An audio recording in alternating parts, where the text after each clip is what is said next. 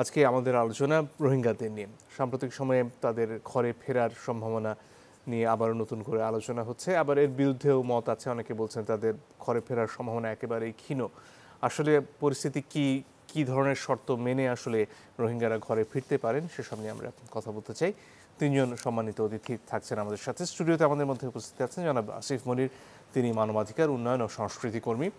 সরাসরি লন্ডন থেকে আমাদের সাথে যুক্ত হয়েছেন জনাব তুনকিন, তিনি সাধারণ সম্পাদক আরকান রোহিঙ্গা ন্যাশনাল অ্যালায়েন্স। এছাড়াও আমাদের সাথে যুক্ত হবেন major general doctor Mohammad Naeem Ashfaq Chowdhury, তিনি একজন নিরাপত্তা বিশ্লেষক। শুরুতেই জনাব তুনকিনের কাছে আমরা যাব। Mister Tunkin, can you hear me? আমাদের বোধহয় খানিকটা যান্ত্রিক গোলযোগ হচ্ছে, আমরা ফিরে আসার চেষ্টা করব তার কাছে।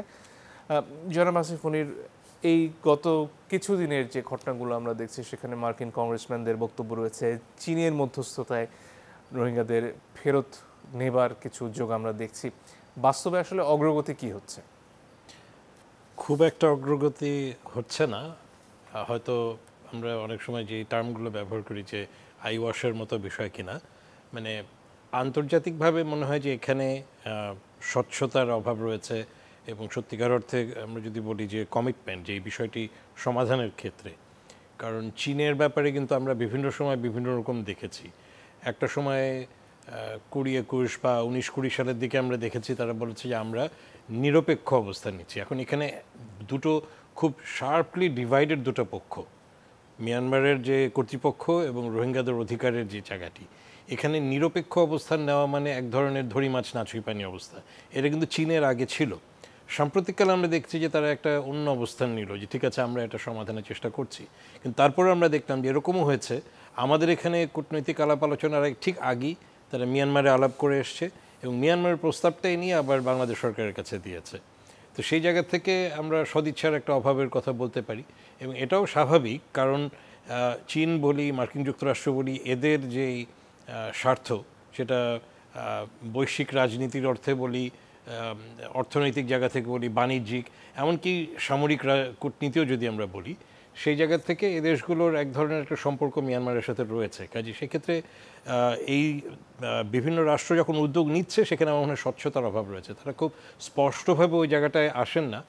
বলতে অসুবিধা কোথায় যে আমরা এইটুকু যেতে পারবো, কিন্তু আমাদের এই কারণে আমরা মিয়ানমারের এই রকম বিরুদ্ধ অবস্থানে যেতে পারবো না। আমাদেরকেও বলা যে হ্যাঁ তোমাদের সাথে আছি। আমরা ভারতকেও দেখেছি, ভারত সবসময় বলেছে বাংলাদেশের সাথে আমরা আছি এই রোহিঙ্গা ইস্যুতে, কিন্তু কার্যত কোনো পদক্ষেপ আমরা নিতে তাদেরকে দেখিনি। তো সেই ক্ষেত্রে আমি বলবো যে আমরা কিছুটা আন্তর্জাতিক মহলের কাছে হতাশ, কারণ বিষয়টি আন্তর্জাতিক।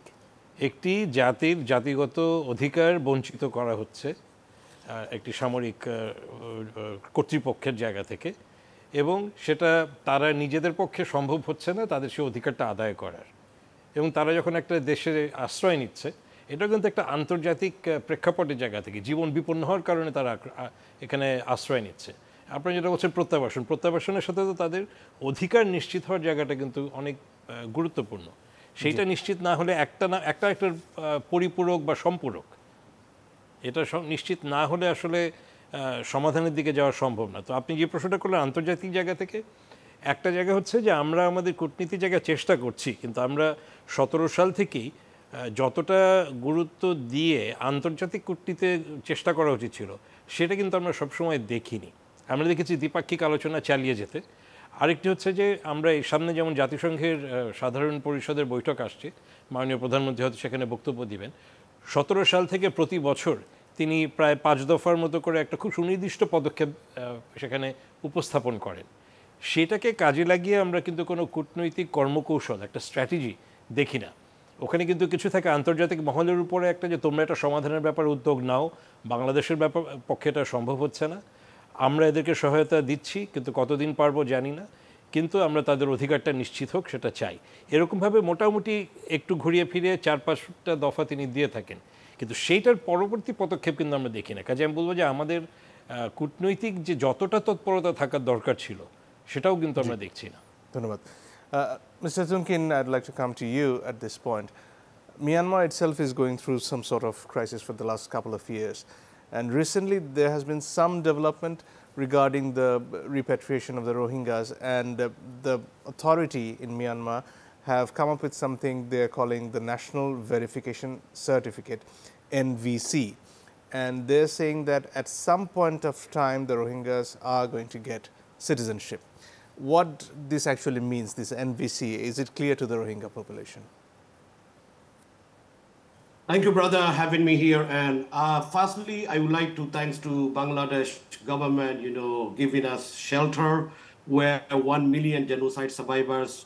It's been already 6 years they taken shelter on the soil of Bangladesh. And we will never forget Bangladesh, the people of Bangladesh, help us during while they were risking their lives to flee from their homeland. So one thing here, regarding on repatriation, we need to look at currently architect of genocide is in power, one thing. And we have seen that some thing going on talking about 7,000 of repatriation. Of course, we want to go back our country, but we have to remember that it's not having, this is the first time, this repatriation. 1978, 250,000 Rohingya fled from Burma to Bangladesh, and 1991 and 92, and again 2016 and 17 is the, the largest, 1 million about. So the people, Rohingya, as we love our land, we want to go back. But one thing is, if your native land, where you brought up, where you have your culture, your civilization, we Rohingya, we have our land and our culture, everything we grown up, that is the Northern Arakan, but particularly they taken away our lands. Are they allowing us to return to our original villages? Are they giving us our children to go to university and to get medical treatment? These are very important point. When you talk about NVC, National Verification Card, is a kind of systematically, we call it genocide card. This is one way Bangladesh is trying to make us legally foreigner. For example, my grandfather was a member of parliament during democratic period time. If today, if I would be in Bangladesh camp, I have to take that, but I cannot take it because by taking that NVC card, they will legalize you. You illegally entered. You entered from Bangladesh, and they will give you a kind of limited leave to remain, like how you apply here, like UK and other countries. So this NVC card has been in use before the Rohingya crisis, or is it a new invention? No, they're trying to use it. Currently, they put in pressure to use that. By taking that card, you cannot have right to move from one city to another city. You still need to get pass.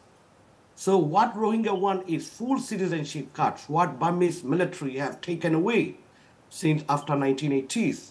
So this card is full citizenship card. We want to get back our citizenship rights back and restore especially.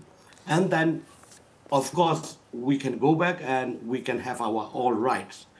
But this time, this NVC card is a kind of, they are trying to persuade Bangladesh and other international communities that, oh, this is one of the pathway to citizenship. There is no pathway to citizenship for the Rohingya. Rohingya already been citizen of Burma. So that's why we have a big concern on that NVC card. Because by having NVC, you cannot send your children to university. By having NVC, you cannot move from one city to another city. You still need to get pass. By having NVC, your children or your father is very ill or sick. If they need to get medical treatment, you still need to get a pass. So you will be returning like a kind of prison. So the bottom line for the Rohingya people is that first, the government of Myanmar needs to recognize the Rohingyas as their citizens, and then the talk about repatriation can start. Is that so? Exactly. I may not recognize, restore, give back our citizenship rights, and then give back our land, and we are happy to go. That's what we all are really want to go back, this is the things Burmese so-called, like regime have to do that. Another big question is what happened to your land? The world was watching while the villages in Arakan were being burnt. We saw satellite images. Some journalists also made it to some of those villages and saw the horrific events that had occurred there. Exactly. At this point of time, what has happened to those lands? How are these lands being utilized? These lands being taken by some lands where they have taken and they build authorities office like a Burmese military, the regime, they build some military camps and they taken and they give to other non-Rohingyas these our lands. So we want to get back our land fast. That is very important. So nobody will return to the prison camps what they are building up. So many Rohingyas are landowners where they are in the camp right now. So without, that it's a great cultural country, a great cultural place in Arakan state. We all been grown up with these things. So how Rohingya can get income if they taken our land, what you can do? This is one of the important things we all have to think of. There are different factions within Myanmar now that are struggling to gain control over the entire territory. How are the different factions of these warring groups, if I may call them so, addressing the Rohingya issue so far?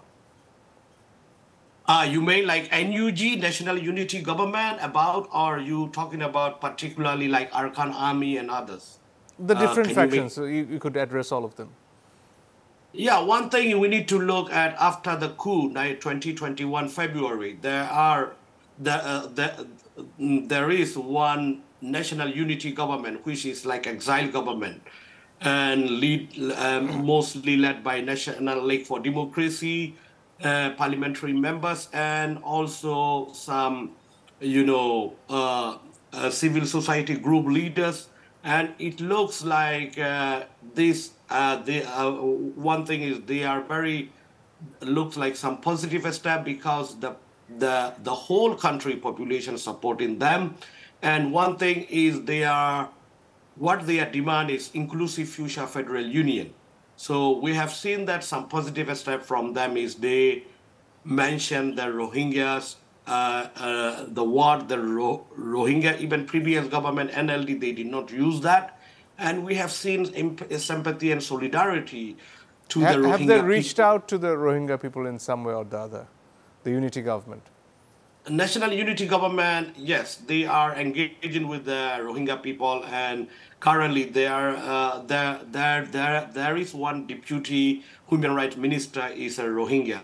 But our demand is not appointed minister is of course welcoming a step, but we want to see that they restore full citizenship of the Rohingya, first thing. Secondly, if you talk about future inclusive federal union, Rohingya should be a part of it. Rohingya should have political rights. Rohingya are second largest minority in Arakan state. So Rohingya should have the same rights like other nationalities of Burma. That's need to be, clear policy we want to see from them. And that is one part. And the other side, we can see in Rakhine state, there is Arakan Army. So Arakan Army been controlling many parts of the Arakan. But one thing, we can see that Arakan Army showing some sympathy to the Rohingya, but we cannot see that they recognizing our name, they restoring our rights. That is a still long way we need to see, because whenever you talk about Rohingya issue, this is very important that do they recognize Rohingya? Do they want to restore the rights of the Rohingya? Do they want to give political power to the Rohingya? This is very important. All right. Thank you. All right. I'll get back to you in the next segment, of course. এই ফাঁকে ফিরে আসতে চাই major general doctor Mohammad Naeem Ashfaq চৌধুরীর কাছে। অনেক ধন্যবাদ আমাদের সাথে যোগ দেওয়ার জন্য। জেনারেল চৌধুরী, শুরুতে যেটা আপনার কাছে জানতে চাইবো, আসলে এই মুহূর্তে যখন আমরা মিয়ানমারের কথা বলছি, তাদের যে জান্তা সরকার তাদের কথাই হয়তো সামনে চলে আসে, কিন্তু আসলে নিয়ন্ত্রণটা আসলে এই মুহূর্তে কাদের কতখানি? মিয়ানমারের সরকারের মিয়ানমারের উপরে নাকি না জি, বলছেন যে রোহিঙ্গাদের রিপেট্রিয়েশনের কথা না, বলছেন? মিয়ানমারের উপরে মিয়ানমার সরকারের নিয়ন্ত্রণ, সেখান থেকে শুরু করতে চাচ্ছি। রাইট। আমরা যে খবরগুলো পাই সেটা হলো বিভিন্ন স্টেটে, মিয়ানমারের বিভিন্ন স্টেটে বিভিন্ন আহ, ওদের ভাষায় বিচ্ছিন্নতাবাদী বা তাদের যারা বিচ্ছিন্নতাবাদী যাদেরকে বলা হচ্ছে তাদের ভাষায় হলো স্বাধীনতাকামী। তো এইরকম কিছু কিছু খবর আছে যে প্রায় 50%-এর বেশি জায়গা, মিয়ানমারের বেশি জায়গা নিয়ন্ত্রণে রেখেছে সেই সকল বিচ্ছিন্নতাবাদী বা স্বাধীনতাকামী যাদেরকে আমরা বলছি তাদের উপরে। কিন্তু এবং জেনারেল চৌধুরী, এরা কি সবাই স্বাধীনতা চাইছে? কারণ একটু আগে আমরা যে ন্যাশনাল ইউনিটি গভর্নমেন্টের কথা শুনছিলাম, তারা তো বোধহয় পুরো মিয়ানমারকে নিয়েই এক ধরনের একটা ফেডারেল সরকার করতে চাচ্ছেন, বা এই ধরনের একটা কিছু ইচ্ছা তাদের। না, স্বাধীনতা বলতে আমি একটা স্বাধীন দেশের কথা বলছি না, তাদের নিজের স্বাধীনতার কথা বলছি। অর্থাৎ তাদের যে নিজস্ব যে অধিকার, কিছুক্ষণ আগে আমরা যা তুনখিনকে আমরা শুনছিলাম, উনি যেটা বলছিলেন যে ওনার যে অধিকার, রোহিঙ্গাদের যে অধিকার, সেই অধিকার প্রাপ্তির জন্য যে যুদ্ধ, সেই যুদ্ধ তারা করছেন। একই রকম ভাবে মিয়ানমারে রোহিঙ্গা সহ 136টা বিভিন্ন ক্ল্যান আছে, ট্রাইবস আছে। তো তারা তাদের নিজস্ব অধিকার রক্ষায় বা নিজস্ব অধিকার প্রাপ্তির ক্ষেত্রে যে যুদ্ধ চলছে, সেই যুদ্ধের কথা বলছি স্বাধীনতা। আমি আলাদা দেশ হিসাবে গঠন করার কথা বলছি না। জি, সেরকম 135-36টার ভেতরে অনেকগুলো ক্ল্যান আছে যারা বর্তমান যে তাতমাদাও আছে, যে সামরিক জান্তা আছে, তাদের বিরুদ্ধে যুদ্ধ করছে। এবং এইটার এক্সাক্ট কতটুকু জায়গা তারা নিয়ন্ত্রণ করছে, এক্সাক্ট তথ্য হয়তোবা আমার কাছে নাই, বা কারো কাছে বিভিন্ন পত্রপত্রিকাতেও ওই রকম দেখা যায় না। বাট যতটুকু জানা যায় যে 50 ভাগের বেশি জায়গা আছে যে জায়গাটুকুর সম্পূর্ণ নিয়ন্ত্রণ মিয়ানমার কর্তৃপক্ষ, বর্তমান মিয়ানমার কর্তৃপক্ষের নাই। এটা যারা স্বাধীনতাকামী বা যারা নিজের অধিকার লড়াইয়ে যুদ্ধরত, তাদের নিয়ন্ত্রণে রয়েছে। এখন এই যে নানান ধরনের শক্তি সেখানে কাজ করছে, নানান ধরনের দল সেখানে কাজ করছে, এই অবস্থায় যখন আমরা রোহিঙ্গাদের প্রত্যাবাসনের কথা বলি এবং জান্তা সরকারের সাথে আলোচনা বা চীনের মধ্যস্থতার কথা আসে, এই যুদ্ধ চলাকালীন সময়ে সেটা আসলে কতটুকু ফলপ্রসূ? আজকে যদি আমি বলতে পারতাম যে আগামী 1 সপ্তাহের ভেতরে, 1 মাসের ভেতরে বা 6 মাসের ভেতরে রোহিঙ্গারা প্রত্যাবর্তন করবেন, আমি সবচেয়ে খুশি হতাম। এবং আমি নিশ্চিত আজকে যারা শুনছেন বা আমার সহ আলোচক আছেন, তারাও আমার সাথে একমত হবেন যে রোহিঙ্গা প্রত্যাবর্তন অত্যাসন্ন অথবা খুব তাড়াতাড়ি চলে যাবে। কিন্তু মুশকিল হলো, যত দিন যাচ্ছে তত তার কমপ্লেক্সিটি, জটিলতা আরও বাড়ছে। যেমন রোহিঙ্গা প্রত্যাবর্তনের জন্য তাদের যে কন্ডিসিভ এনভায়রনমেন্ট আমরা যেটাকে বলি, এই কন্ডিসিভ এনভায়রনমেন্ট তৈরি না হলে এটা সাস্টেইনেবল রিপেট্রিয়েশন কখনোই হবে না। এবং সাস্টেইনেবল রিপেট্রিয়েশনের জন্য এই যে কিছুক্ষণ আগে যে অধিকারের কথা বলা হচ্ছে, এই অধিকার এমন নয় যে তারা তাদের প্রাপ্য জিনিস, যা তাদের পাওয়া উচিত, সেই প্রাপ্য জিনিসটাই অ্যাকচুয়ালি তারা চাচ্ছেন। তারা তাদের নাগরিক অধিকার চান। বাকি 135টা যে ক্ল্যান আছে, তাদের যে অধিকার, রোহিঙ্গাদেরও মিয়ানমারে একই রকম অধিকার আছে। সো তারা তাদের সিটিজেনশিপ যেমন প্রাপ্য, তারা তাদের জমি, তাদের যে কালচারাল সেন্টার্স, তাদের ধর্মীয় যে সেন্টারগুলো আছে, সকল ক্ষেত্রেই সম অধিকার পেতে হবে।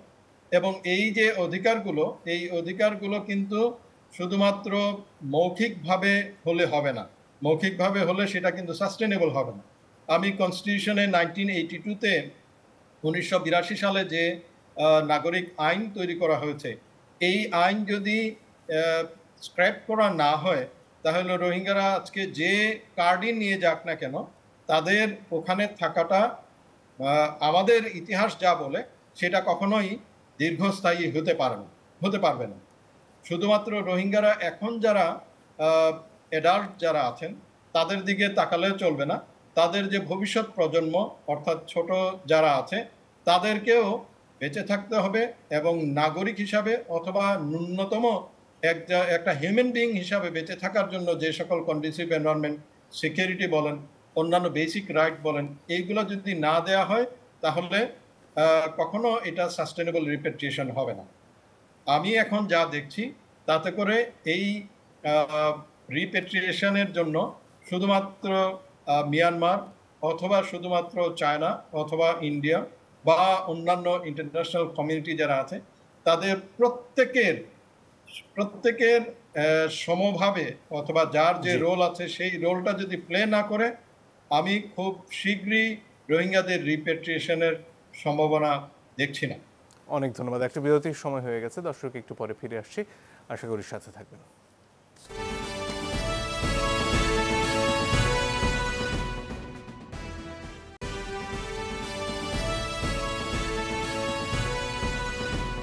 দর্শক আপনারা দেখছেন স্টারলাইন মুক্তবাক, আমরা কথা বলছিলাম রোহিঙ্গাদের নিয়ে। আমরা ফিরে আসবো জনাব সুনকিন আপনার কাছে। Mister Keen, coming back to you, there are many various reports of crimes within the Rohingya camps in Bangladesh. There have been around 2,500 criminal cases that have been filed involving more than 5,000 Rohingyas in the camps within Bangladesh. What is the situation within the camps from your perspective, and how can these criminal activities be controlled? Thank you, brother. This is a very important question. We've been raised by many groups about it from the camps. I mean, especially Rohingya survivors. You know, many people talking about it. And we appreciate that, you know, Bangladesh government is taking some actions. And, you know, when a million people, when they fled they lost everything, and it's not easy to control, to be honest, in my view. You know, like a million people, they are living there for 6 years, and there are so many people become unbearable situation. They can't see very near future they can return, and situation in Burma is still 600,000 Rohingyas are living, facing ongoing genocide. And they've been used by human traffickers and gangs, and many crimes are going on. I think it is important Bangladesh, you know, security authorities, we appreciate what they've been taking. I think Bangladesh authorities, they have to be taken more actions, you know, those kind of criminal gangs. And Rohingyas are peace-loving people. We have not seen that kind of crimes while we were in Burma. And unfortunately, after they left from Burma, when they lost everything, there are many people are coming different way. And we also request appealing to international community that improving the situation in the camps is very important. And Bangladesh is hosting 1 million people. Bangladesh alone cannot do so many things. Humanitarian aid on top of that, many ways, you know, to improve the situation, especially security and others, that is important. Recently, 2 congressmen from the United States, they visited the camps, and they have been advocating that the Rohingya people should be integrated within Bangladesh. Is that a possibility, and are the Rohingyas willing to go in that direction? To be honest, Rohingyas, we have our land, as I mentioned earlier, we have our land being taken away. Burmese military policy is to get rid of our population from Burma. That might encourage to Burmese military. What they wanted to do, they will be success. So we have to do always counteract. And some people might think because of current military coup, it's been 2 years, very near future, people cannot return. They might see that way. As a Rohingya myself, I don't think this gonna be easy. This can be easy to happen, and I don't think that's gonna be the right way to move. The right way is we have to pressure Burmese military regime, and we must go back. This is what I can see. And because, it's 1 million people. Bangladesh is already, their population is so much. And it's not easy because, uh, you know, language is a bit similar for us, Chittagonian and Rohingya, but it's not easy because we want to get our rights in Burma. We want to go back our country. We want to fight to get our rights continuously through justice, international pressure, international advocacy, and we're really happy to see that Bangladesh is part of it to push pressure through international community. Would you say, Mr. Kin, that the international community is doing enough for the Rohingya cause? After 2017 crisis, we have seen international community have been, support, and many leaders of the countries visited to the camps, and we really appreciate that. On top of that, like particularly US, UK, and EU countries are supporting humanitarian aid. We always thankful, but humanitarian aid is not only one thing, because of course when 40% are children and women, humanitarian aid is important to feed people. But we have our land, we have everything in our country. If we could go back our country, we can survive our own way. But aid is of course important for the camp when you are living. But one thing is, we want to get our rights back. That should be the only way. As our brother just now mentioned, how could be sustainable repatriation? This is very important because otherwise these people can come back again to Bangladesh, and Bangladesh can have another burden after a few years.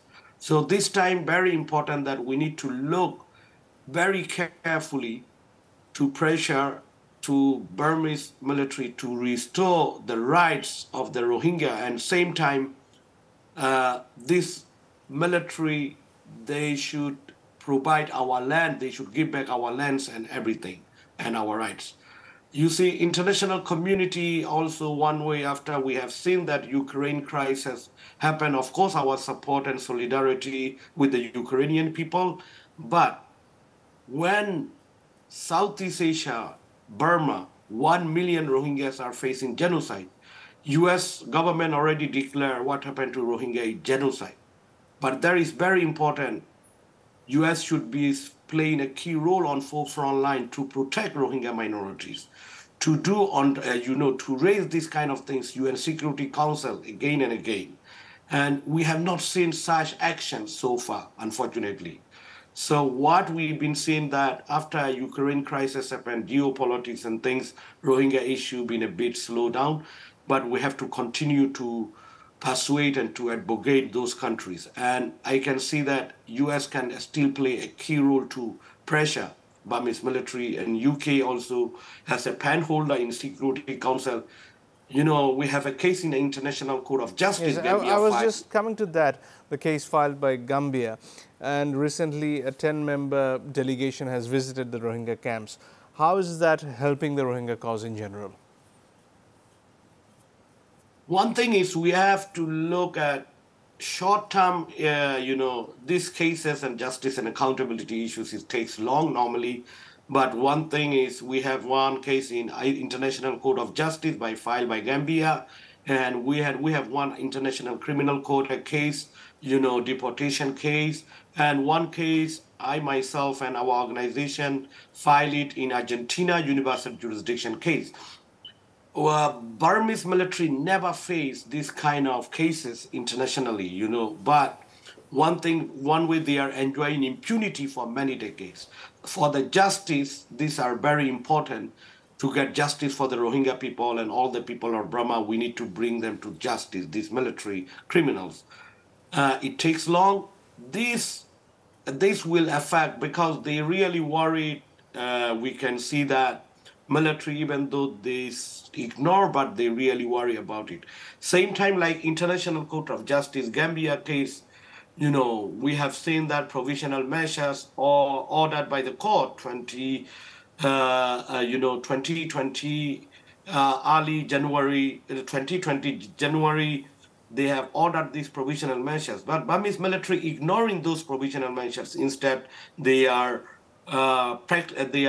practicing on genocide against Rohingya people.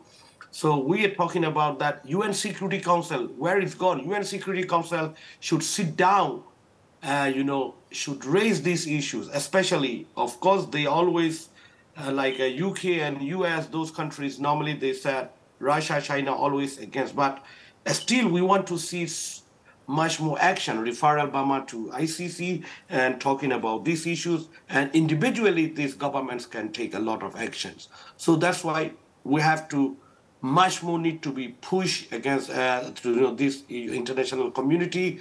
Same time, of course, this without international pressure, effective action by international level, I can't see that Rohingya people can return their homeland with the rights. And same time, otherwise, many people, Rohingya 600,000 who are facing ongoing genocide, they will flee by boat to Southeast Asia. You can see many people are fleeing through Thailand and Malaysia. Every month we can see this boat people crisis. So this is very important regionally and internationally. Yes. Thank you so much, Mr. Tumkin, for joining with us. Thank you. Thank you. We'll take leave of you. ফিরে আসি জনাব আসিফ মুনির আপনার কাছে। অনেকগুলো বিষয় সামনে এরই মধ্যে এসেছে, যেহেতু হিউম্যান রাইটস ওয়াচের যে নিবন্ধটি আমরা দেখছিলাম গতকালকে প্রকাশিত, তারা খুব একটা সহজে সমাধান দেখছে না, যেটা আপনারা শুরু থেকে বলছিলেন। ক্যাম্পগুলোতে যা হচ্ছে, সেখানে যে সমস্যাগুলো আমরা দেখছি, আইনশৃঙ্খলা পরিস্থিতি নিয়ে অনেকে উদ্বেগের কথা জানাচ্ছেন। এখানে আসলে সামনের সময়গুলোতে এই সমস্যাগুলোকে কমিয়ে আনার রাস্তাটা আসলে কি হতে পারে? একটা হলো, আমি ফিরে যাচ্ছি আমাদের মাননীয় প্রধানমন্ত্রী 2017-তে ক্রাইসিসের পরে যখন উনি জাতিসংঘে গেছিলেন সাধারণ পরিষদে, উনি যে 5 দফা বক্তব্য দিয়েছিলেন বা প্রস্তাব দিয়েছিলেন, তার মধ্যে একটা ছিল একটা সিকিউরিটি জোনের কথা উনি বলছিলেন। তখনকার প্রেক্ষাপট হতে একটু আলাদা ছিল 2017-তে, এবং তখন এরকম আলোচনা এসছে যে এটা আসলে কিভাবে সম্ভব। কিন্তু উনি যেভাবে বলেছিলেন তাতে আমরা যেটুকু বুঝি যে বাংলাদেশ এবং মিয়ানমার মিলিয়ে একটা নিরাপত্তা বলয়, যেখানে তারা নিরাপদে থাকবে। তো মিয়ানমারের দিকে সেটা একটা জটিলতা, যে মিয়ানমারকে রাজি হতে হবে যে তাদের সীমান্ত রেখার ভেতরে তারা এরকম একটা আন্তর্জাতিক পর্যায়ের যদি হয় একটা নিরাপত্তা বলয় নিশ্চিত করতে পারে। সেখান থেকে যদি আমি এখন লাভ দিয়ে 2023-এ বা 2021-22-এর, বিশেষ করে যখন এই সশস্ত্র বাহিনীগুলো আস্তে আস্তে তৎপর হয়ে উঠছিল, আমরা যেটা দেখছি সাম্প্রতিককালে গত 1-2 বছরে বাংলাদেশের দিক থেকে এখন যেমন ক্যাম্পের ভেতরে স্পেশাল একটা পুলিশের ফোর্স আছে, এপিবিএন, এবং এর আগে ছিল যে তাদের ক্যাম্পের বাইরে তাদের ঘাঁটিগুলো ছিল, এখন তাদের কিছু কিছু মানুষজন ভেতরেই থাকে, অবস্থান করছে 24/7 সেখানে নিরাপত্তা বিধানের জন্য। কিন্তু তারপরেও আমরা দেখছি যে সেখানে নিরাপত্তা বিধান করা যাচ্ছে না। কিছু কিছু অ্যাকশন হচ্ছে, কিছু কিছু ক্ষেত্রে আমরা দেখছি যে সশস্ত্র সংঘাত হচ্ছে। আমাদের সেখানে এপিবিএন আছে, কখনো র্যাবের সাথেও হচ্ছে, এবং সেটার মধ্যে সেই এনকাউন্টারে হয়তো সশস্ত্র বাহিনীর কেউ কেউ মারা যাচ্ছে, আবার ধরপাকড়ও হচ্ছে। কিন্তু এটার একটা ধারাবাহিকতা চলছে, যেটাকে আমরা মোকাবেলা করতে পারছি না। অর্থাৎ আমরা কিছু কুইক অ্যাকশনে যাচ্ছি। এই ক্রাইসিস, বিশেষ করে এই নিরাপত্তার ক্রাইসিসের পরে কিন্তু আমরা দেখেছি যে এর আগে কৌশলগত জায়গা থেকে ছিল যে শুধুমাত্র পররাষ্ট্র মন্ত্রণালয়ের একটি সমন্বয়ের জায়গা ছিল। পরবর্তীতে স্বরাষ্ট্র মন্ত্রণালয়ের উদ্যোগে একটা উদ্যোগ নেওয়া হয়েছে, যেই উদ্যোগের আওতায় এখানে কাঁটাতার দেওয়া, এপিবিএন নিয়োগ করা এবং সমন্বয়টা করা, বাইরের পুলিশ ফোর্স, ভেতরের পুলিশ ফোর্স, এই কাজগুলো হয়েছে। কিন্তু এটা যথেষ্ট না। আমাদের যেটা মনে হয় যে এখানে যেই রকমভাবে আস্তে আস্তে সশস্ত্র বাহিনীগুলো বাড়ছে, এবং এরকমও কানাঘুষো শোনা যাচ্ছে যে তারা এই অস্ত্রগুলো কিছুটা, এবং এগুলো আমরা যখন ধরপাকড় হয় অস্ত্রের ছবি কিন্তু আমরা দেখি। এগুলো আমাদের এখানে মানে যেগুলো আমরা অনেক সময় দেখি যে সন্ত্রাসীরা যে ধরনের অস্ত্র ব্যবহার করে, সব যে স্বয়ংক্রিয় অস্ত্র তা না, হাতে বানানো গানও আছে সেখানে, যেটা আমরা অনেক সময় দেখেছি যে আমাদের এখানে বিভিন্ন রকম সন্ত্রাসীরা ব্যবহার করে থাকে। এবং এরকমও রিউমার চালু আছে কক্সবাজারে যে এগুলো কেনা আমাদের দেশের সীমান্তের ভেতরেই হচ্ছে। সো সেটা যদি হয়, সেটার জন্য একটা হচ্ছে যে আমাদের নিরাপত্তা বাহিনী, আমাদের গোয়েন্দা সংস্থা তৎপরতা দরকার। কিন্তু আমি যেটা আসতে চাচ্ছি যে এখানে ক্যাম্পের ভেতরে যে অবস্থা সৃষ্টি হচ্ছে সেটার জন্য এপিবিএনের যে তৎপরতা সেটা যথেষ্ট না, র্যাবের তৎপরতা যথেষ্ট না। আজকে সন্ধ্যায় একটা হত্যাকাণ্ড কিন্তু ঘটেছে। এখানে কি রোহিঙ্গাদের সম্পৃক্ত করা সম্ভব এই নিরাপত্তা? সেটা হয়ে কিন্তু সেটা চেষ্টা করা হয়েছে এবং সেটাতে কিন্তু হিতে বিপরীত হয়েছে।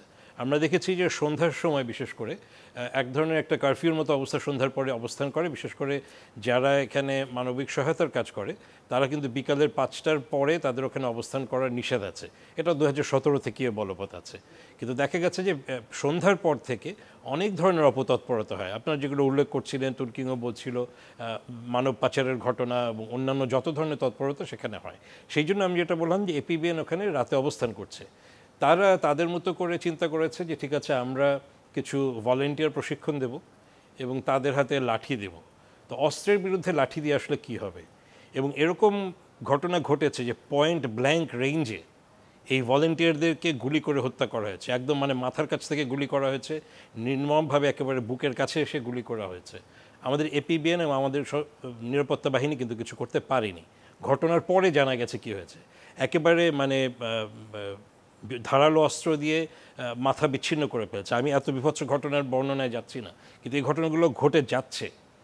কাজে আমরা কি করেছি, আমরা যখন ভলেন্টিয়ার হিসেবে তাদের তৈরি করেছি, এবং বাংলাদেশ হয়তো পারবেও না যে তাদেরকে আমরা অস্ত্রের বিরুদ্ধে অস্ত্র দিয়ে মোকাবেলা করব।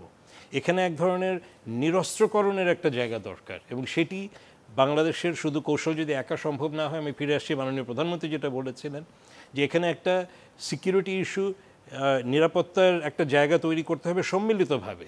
কারণ এখানে এখন পর্যন্ত কোনো সার্ভেলেন্সের ব্যবস্থা নেই। আমরা নিয়মিতভাবে ড্রোন বলি অথবা সার্ভেলেন্সের যেসব ব্যবস্থা থাকে নিয়মিত মনিটর করা হয় না। এখন আমি যেটা বললাম, কিছু এনকাউন্টার হচ্ছে। গত কয়েকদিন আগে র্যাব একটি সশস্ত্র বাহিনীকে ধরেছে। তারপরে একজন যে নেতা আছে এসব সশস্ত্র বাহিনী, আরসার আতাউল্লাহ, তার একজন সহযোগীকে ধরা হয়েছে সাম্প্রতিককালে। বলা হচ্ছে যে সে নাকি আতাউল্লাহর বডিগার্ড হিসেবে কাজ করত। এর আগে এদের কারো একজনের ভাইকে ধরা হয়েছিল। কিন্তু এগুলো টুকরো টুকরো বিচ্ছিন্ন ঘটনা। এই বিচ্ছিন্ন ঘটনা দিয়ে একজন নেতা না থাকলে আরেকজন নেতা দাঁড়িয়ে যাচ্ছে। এইটা মোকাবেলা শুধুমাত্র আমাদের সশস্ত্র বাহিনী দিয়ে হবে না।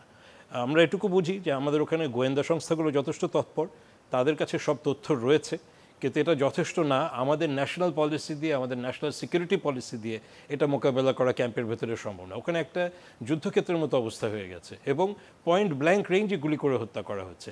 সেটা তো আমাদের বাহিনী সবসময় পারবে না মোকাবেলা করতে। ধন্যবাদ। ফিরে আসি জেনারেল চৌধুরী আপনার কাছে।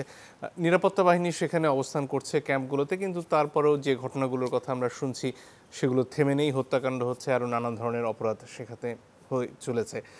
আপনার কি মনে হয় এখান থেকে এই যে অস্থিরতা তৈরি হচ্ছে বা বিশৃঙ্খলা তৈরি হচ্ছে এবং ক্ষেত্র বিশেষে এর আশেপাশের এলাকাকেও এটা প্রভাবিত করছে, বেরিয়ে আসার রাস্তাটা কি? এখানে কি সেনাবাহিনীর অংশগ্রহণ প্রয়োজন এই নিরাপত্তা রক্ষাকারী বাহিনীগুলোর পাশাপাশি?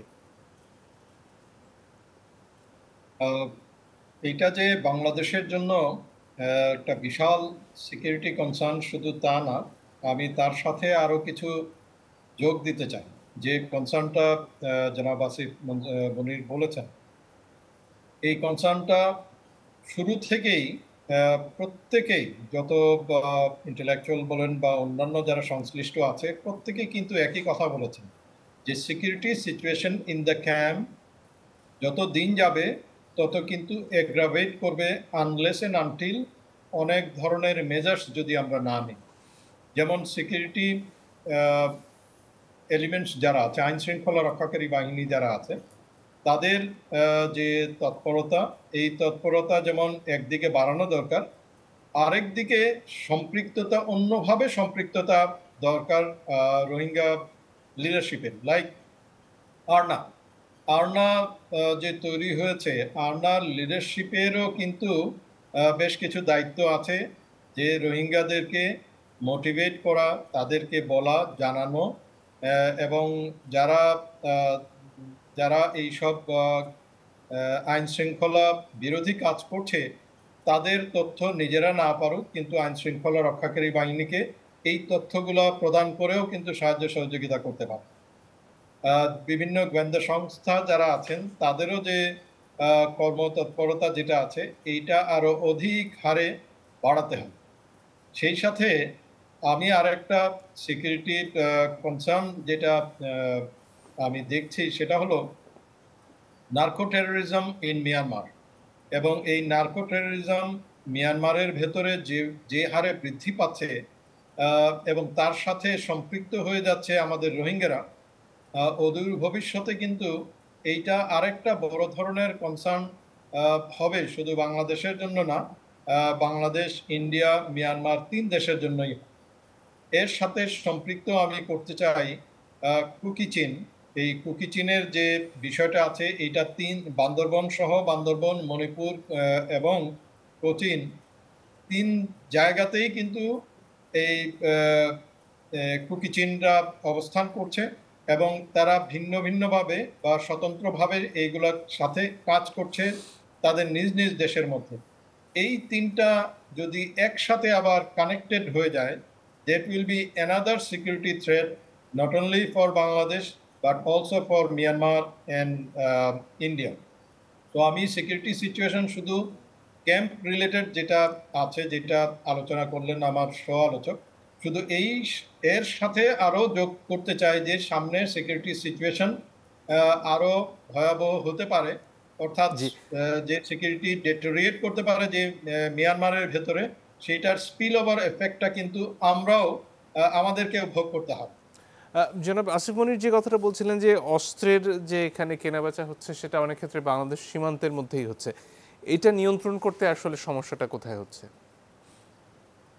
এটা নিয়ন্ত্রণ করতে একমাত্র উপায় হলো যে আইন শৃঙ্খলা রক্ষাকারী বাহিনী এবং গোয়েন্দা সংস্থা যারা আছেন তাদের আরো তৎপরতা বৃদ্ধি, এবং তার সাথে সহযোগিতা ক্যাটালিস্ট হিসাবে কাজ করবে যদি আমরা যারা রোহিঙ্গা আছেন তাদের ভেতর থেকে যদি এই তথ্য, অ্যাটলিস্ট তথ্যগুলো আইন শৃঙ্খলা রক্ষাকারী বাহিনী এবং গোয়েন্দা সংস্থাগুলো পান, এবং তার সাথে কাউন্টার মেজার্স, প্রফেশনালি যদি কাউন্টার মেজার্স নেওয়া হয়, অনলি দেন এই দেশীয় অস্ত্র যেটা সাপ্লাই হচ্ছে, সেই দেশীয় অস্ত্রের সাপ্লাইটা অন্তত বন্ধ হবে বলে আমার ধারণা। এখানে ভেতরে যে হত্যাকাণ্ডগুলো হচ্ছে একের পর এক, সেগুলোর কি সুষ্ঠু তদন্ত এবং বিচার করতে পারছি আমরা? সব ক্ষেত্রে হয়তোবা আমি এক্স্যাক্টলি বলতে পারছি না যে সুষ্ঠু তদন্ত হচ্ছে কিনা, বাট সব ক্ষেত্রে যদি সুষ্ঠু তদন্ত করে তার চেইনটাকে যদি বের করা যেত, তাহলে এইটা হয়তো বা রিপিটেটিভ হতো না, অর্থাৎ পুনরাবৃত্তি হতো না, যদি এটার লিঙ্কটা, পেছনের লিঙ্কগুলোকে বের করা যেত। এবং এই ক্ষেত্রে কিছু কিছু ক্ষেত্রে রুথলেস হওয়া ছাড়া কোনো উপায় নেই। রুথলেস হয়ে অর্থাৎ আইনের they have to brought to the justice, যারা এই সন্ত্রাসী কার্যক্রম করবে, ওয়েদার সে রোহিঙ্গা অথবা বাংলাদেশি যেই হোক না কেন, তাদেরকে আইনের আশ্রয়ে অবশ্যই আনতে হবে। এই ক্ষেত্রে we have to be very very ruthless. জি, ধন্যবাদ। জনাব আসিফ মনির, আপনার কাছে ফিরে আসি।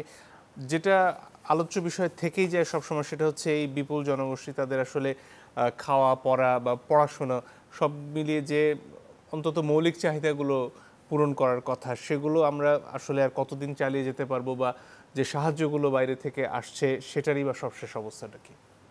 হ্যাঁ, এটা এখন সংকট তো কিছু দেখা যাচ্ছে, বিশেষ করে বৈশ্বিক পরিস্থিতি যখন পরিবর্তন হচ্ছে। কিছুদিন আগে আমরা দেখেছি যে বিশেষ করে আফগানিস্তানে পট পরিবর্তন হওয়ার পরে, তালেবান সরকার আসার পরে আফগান রেফিউজিরা বিশ্বের বিভিন্ন জায়গায় ছড়িয়ে গেছে। আগে আমরা দেখেছি সিরিয়ান রেফিউজিদের ইস্যু ছিল, বর্তমানে আমরা জানি যে ইউক্রেনের ঘটনাটা আছে। এসবের কারণে যে আর্থিক সহায়তার জায়গাগুলো দরকার, ওগুলোও গুরুত্বপূর্ণ, যেটা তুনকিংও বলছিল যে সব জায়গায় প্রয়োজন, কিন্তু সেক্ষেত্রে এখানে এক ধরনের একটা তারতম্য হচ্ছে, এবং এটার প্রভাব কিন্তু আমরা ইতিমধ্যে অলরেডি দেখতে পাচ্ছি যে মাথাপিছু যে $12 দেওয়া হতো, তাদের খাদ্যের জন্য। ওয়ার্ল্ড ফুড প্রোগ্রামকে সেটা কমিয়ে নিয়ে $8 নিয়ে আসতে হয়েছে। এখন এখানে সংকট আছে সেটার, কিন্তু আমি বলবো যে এটা ব্যবস্থাপনা করলে কিছুটা সম্ভব মোকাবেলা করা, শুধু সরকার না, এখানে আন্তর্জাতিক মহল যারা এটার সমন্বয়ের কাজগুলো করে কক্সবাজারে আমাদের রেফিউজি কমিশনের দপ্তরের মাধ্যমে। কারণ তাৎক্ষণিকভাবে 17 সালে যে ধরনের সহায়তার প্রয়োজন ছিল, কারণ তখন তারা মানসিকভাবে বিধ্বস্ত, শারীরিকভাবে বিধ্বস্ত, তাদের পুষ্টিহীনতায় ভুগছে অনেক ধরনের, এবং অনেকে অসুস্থ, বিভিন্ন রকম রোগ ছিল। সেই অবস্থা কিন্তু এখন নিয়ন্ত্রণে কিছুটা এসেছে। কাজেই আমরা যদি এখন একটু চিন্তা করে দেখি যে হ্যাঁ আমাদের অর্থায়ন কম হচ্ছে, আমার বিশ্বাস যে সেই প্রক্রিয়াটি কিছুটা আছে, এবং সেটা একটা কন্টিনজেন্সি প্ল্যানের মতো, যে প্ল্যান এ এবং প্ল্যান বি যদি যা পরিকল্পিত অর্থায়ন হওয়ার কথা তা না হলে কিভাবে কাজটাকে মোকাবেলা করতে হবে। এবং বড় বড় কিছু ক্রাইসিস কিন্তু এড়ানো গেছে। যেমন আমরা কোভিডের সময় ধারণা হচ্ছিল যদি ক্যাম্পে কোভিড ভালো মতো ছড়িয়ে যায় কী অবস্থা হবে, সেটা কিন্তু হয়নি। ওখানে আরও কিছু বিভিন্ন রোগের দেখা গেছে যে যেগুলো হয়তো আমাদের এখানে তেমন একটা নেই, সেরকম রোগগুলোও সেখানে আসছিল, সেগুলোও কিন্তু সরকার আন্তর্জাতিক সংস্থায় মিলে সমন্বয় করতে পেরেছে, রেড ক্রস এবং অন্যান্য আরও সবাই মিলে। তো সেইভাবে যদি কিছু পরিকল্পনা করা যায় কিছুটা হয়তো সে সংকট মোকাবেলা করা যাবে, পুরোটা সম্ভব হবে না। তো সেক্ষেত্রে একটা বিষয় ঘুরে ফিরে আসছি যে নিরাপত্তাহীনতার যে জায়গাটা সেইটা কিছুটা নিশ্চিত করতে হবে। কারণ সাধারণ যে রোহিঙ্গারা আছে তারা কিন্তু এখন একটা ভয়ভীতির মধ্যে অবস্থান করছে। তাদের এই ভয়ভীতিটাকে কাটিয়ে উঠতে হলে আমাদের অন্তত একটা নিরাপত্তার নিশ্চয়তাটা আসতে হবে। আর অর্থায়ন যদি কমে যায়, কমে যাচ্ছে, সেটার একটা চাপ রাখতে হবে। এবং সেখানে এখন এটা সত্যি যেটা আমি একটু বলছিলাম যে এক ধরনের স্ববিরোধিতা তো রয়েছে আন্তর্জাতিক মহল। এবং আপনি যেটা শুরুতে বলছিলেন যে মার্কিন কংগ্রেসের যে দুজন প্রতিনিধি এখানে এসেছিলেন, তারা যে এখানে স্থানীয়ভাবে আত্মীকরণের কথা বলছিলেন, আমার বিষয় হচ্ছে এটা একেবারে সর্বোচ্চ স্টেট লেভেলের মন্তব্য না, এটা তাদের কংগ্রেস পার্সন হিসেবে তারা ব্যক্তিগত বক্তব্য দিয়েছেন। কাজে এটা হয়তো মার্কিন যুক্তরাষ্ট্রের আনুষ্ঠানিক বক্তব্য না, কিন্তু আনুষ্ঠানিক বক্তব্যের মধ্যে আমরা দেখেছি যে তারা তৃতীয় দেশে স্থানান্তর করার ব্যাপারে কিছু কিছু কথাবার্তা বলেছিলেন। এখন সেখানে আমাদের সরকারের সাথে আনুষ্ঠানিক বৈঠক খুব কিন্তু এই ব্যাপারে হয়নি। আমরা যেটুকু দেখেছি আমাদের সরকারের অবস্থান ছিল যে তোমরা নিতে চাইলে সবাইকে নিয়ে যাও, কিন্তু এখানে এক ধরনের একটা নেগোসিয়েশনের ব্যাপার ছিল। তা হিউম্যান রাইটস যে রিপোর্টের কথা বলছে হিউম্যান রাইটস ওয়াচে, তারাও কিন্তু সেরকম একটা জায়গায় উল্লেখ আছে যে যাদের বিশেষ করে ঝুঁকির মুখে আছে সেই জনগোষ্ঠীগুলোকে চিহ্নিত করে তাদেরকে যদি তৃতীয় দেশে, সেটা অস্থায়ী হতে পারে, আমরা তুনকিংয়ের কথাটাকে মানছি যে চূড়ান্ত তাদের ফিরে যাওয়াটা তাদের নিজেদের দেশেই, সেটা যখনই হোক না কেন, কিন্তু সেটা না হওয়া পর্যন্ত তৃতীয় দেশে যদি আমরা কয়েক লাখের মতো সেখানে স্থানান্তরের সুযোগ তৈরি করা যায়, এবং সেটা শুধু মার্কিন যুক্তরাষ্ট্র না অন্যান্য দেশেও, তাহলে আমাদের এখানে যে চাপ সেটা অর্থায়নের বলি, আমাদের স্থানীয় জনগণের সাথে যে সম্পর্কের একটা টানাপোড়েন তৈরি হচ্ছে, সবটাকে হয়তো কিছুটা নিয়ন্ত্রণে আনা যাবে। কিন্তু মার্কিন যুক্তরাষ্ট্রের তরফ থেকে যখন বলা হচ্ছিল সেটা কি কয়েক লাখের কথা বলা হচ্ছিল নাকি আরো অনেক কম সংখ্যায় বলা হচ্ছিল? অবশ্যই অনেক কম সংখ্যায়, কিন্তু আমি বলছি যে আমরা মানে একেবারে নাইভ না থেকে যে হ্যাঁ ঠিক আছে তোমরা পুরো 10-11 লাখই নিয়ে যাও, সেই আলাপে না গিয়ে একটা নেগোশিয়েট করা। কারণ আমরা কিন্তু কেউ বারবার বলেছি যে এই যে আমরা ভাষাঞ্চলের একটা উদাহরণ তৈরি করেছি, ভাষাঞ্চলের মতো দ্বীপ তো মালয়েশিয়া, ইন্দোনেশিয়া এসব দেশও আছে, আমরা মার্কিন যুক্তরাষ্ট্রের কথা ভুলে যাই। এই উপমহাদেশেই বিশেষ করে মানে আমরা যদি দক্ষিণ পূর্ব এশিয়ার কথা ধরি, এখানে তো এরকম রয়েছে। তো এই আলাপগুলো যদি আঞ্চলিকভাবে করা যেত, যে ভাষাঞ্চলের মতো এরকম ব্যবস্থাপনা যদি কিছু কিছু দ্বীপে করা যায়, তাহলে কিন্তু কয়েকটা দেশ মিলে সেটা সম্ভব। আজ পর্যন্ত কিন্তু আঞ্চলিক কোনো বৈঠক হয়নি। যেসব দেশে রোহিঙ্গারা আছে, ভারত সহ অনেক দেশে, সৌদি আরবেও কিন্তু রোহিঙ্গারা আছে, যেসব দেশে রোহিঙ্গারা আছে সেসব দেশের সাথে মিলে এখন পর্যন্ত কিন্তু কোনো আঞ্চলিক বৈঠক হয়নি যেটাকে আমরা আঞ্চলিকভাবে কীভাবে মোকাবেলা করতে পারি। তো সেই স্কোপগুলো কিন্তু এখনও রয়ে গেছে, যেটার মাধ্যমে হয়তো চূড়ান্ত সমাধান না হোক, খণ্ডকালীন বা আমরা যদি অন্তর্বর্তীকালীন সমাধান সম্ভব। জি, জেনারেল চৌধুরী যদি আর কিছু যোগ করার থাকে খুব সংক্ষেপে। যে আমি এখানে তিনটা সম্ভাবনার কথা বলছি। একটা হলো ন্যাচারালাইজেশন বা আত্মীকরণ, একটা হলো রিপেট্রিয়েশন বা সাস্টেনেবল রিপেট্রিয়েশন, আর একটা হলো রিলোকেশন। আমরা মিয়ানমারের যে সামরিক জান্তা যারা 1962 সাল থেকে অদ্যাবধি রিপিটেটিভলি একজনের পর আরেকজন এসছেন, তাদের কিন্তু যে মূল উদ্দেশ্য এটা কিন্তু কখনোই পরিবর্তিত হয়নি, এবং তারা কখনোই চায়নি যে রোহিঙ্গারা মিয়ানমারের ভেতরে থাকুক।